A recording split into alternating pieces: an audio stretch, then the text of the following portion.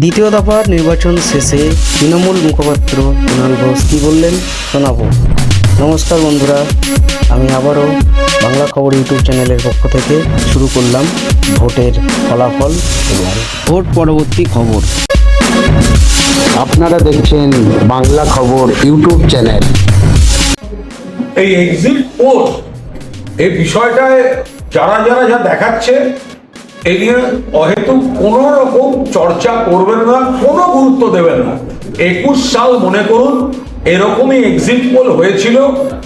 যে company exit পোলে বিজেপিকে দেখিয়েছিল একটু এগিয়ে, তারপর আসল রেজাল্ট বরাবর পর তারা সেটা শুয়ে পড়েছিল।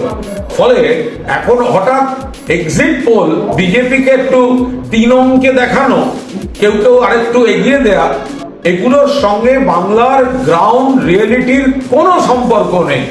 এরা 21 সালে বিজেপিকে এগিয়ে দিয়েছিল, মেলেনি। এরপরে কেউ আবার পঞ্চায়েত নির্বাচনে বিজেপিকে অনেক ওই জেলা পরিষদ দিচ্ছিল, মেলেনি। এরপর আবার এদের মধ্যে কোনো কোম্পানি 24 সালের লোকসভা নির্বাচনে বিজেপিকে বাংলা থেকে বেশি সিট দিয়েছিল, বিজেপি কমে গেছে, তৃণমূল বেড়ে গেছিল, আবার এরা নেমেছে। এদের অধিকাংশ বিজেপির কথায় বিজেপিকে এগিয়ে রাখছে, এদেরটা মিলবে না। কেন খামোকা এই নিয়ে এদেরকে গুরুত্ব দেবেন? কেন এই নিয়ে চর্চা হবে?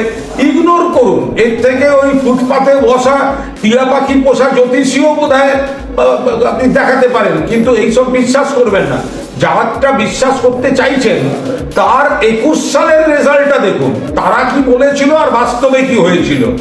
তার আগে এসব নিয়ে একদম মাথা ঘামাবেন না, সময় নষ্ট করবেন না, মনের আনন্দে থাকুন। তৃণমূল হই করে আসছে, বিজেপি 3 অঙ্ক দূরের কথা 50 পেরোবে না। মমতা বন্দ্যোপাধ্যায় 235 প্লাস সিট নিয়ে আবার ফিরে আসছেন 4 তারিখে।